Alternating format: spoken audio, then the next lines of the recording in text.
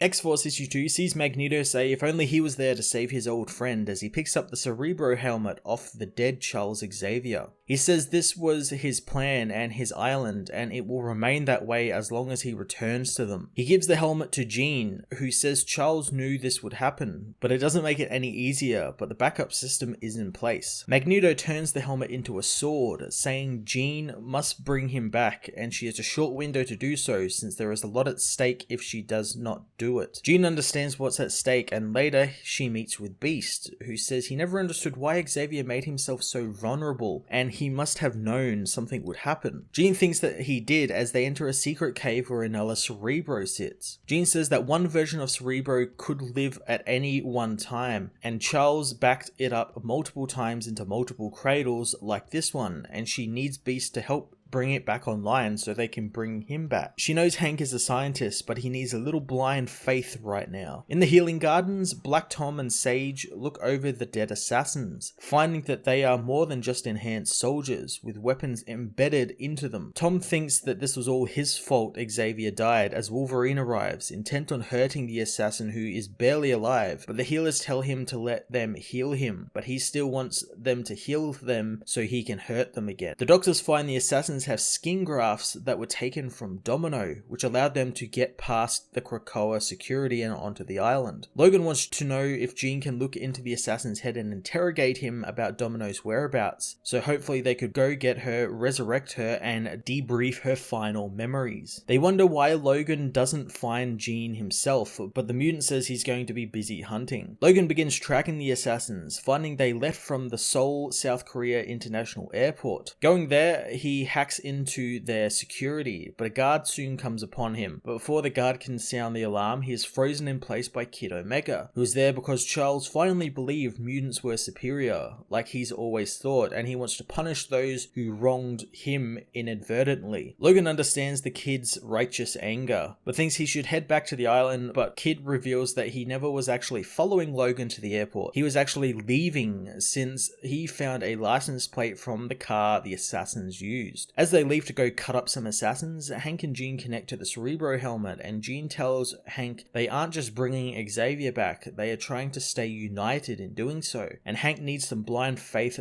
for this to work. Wolverine and Kid Omega meanwhile find a printing press factory the assassins came from, and breaking in, they find it's not a usual printing press factory, it's a factory that actually prints bodies, making assassins on demand. Sage and Jean meanwhile take apart one of the assassins, finding every piece of them can be used in soldier or assassin work somehow. Sage knows Jean is upset with her for letting Logan go, and Jean knows it would have been better if Logan consulted the Quiet Council first, but there is no way Sage could have stopped him. Using her powers, Jean taps into the soldier's mind, but she doesn't understand what she sees as Logan and Omega are attacked by a skinless assassin. Logan quickly kills him as Kid Omega says his powers won't work and he's unable to summon a psychic shotgun. More undead assassins surround them as Logan tells him to use his fists, and soon the assassins pile on Logan, who during the chaos tells Kid Omega to run and find Domino, which he does, but she is barely alive. X-Force issue 2 continued the shocking story of Xavier being murdered as the mutants scramble to try and resurrect their leader. I do enjoy how hard it seems to be bringing him back to life, like it's not just a flip of a switch and he's there. There's like contingencies and stuff they have to go through, and it also kind of highlights the arrogance as well of Xavier, where he never really thought this could truly happen, so he didn't have like files on hand that Hank and Jean could use. They're kind of like making it up on their own, and that's putting pressure on them since this all rides on them actually getting this to work. I think that's actually quite interesting. I'm really looking forward to Logan and Kid Omega's mission to get more time with the assassins and what's going on there as well, since fighting weird skin super soldiers is pretty awesome, as well as Kid and Logan's dynamic is really fun. I'm going to give this issue a 9 out of 10.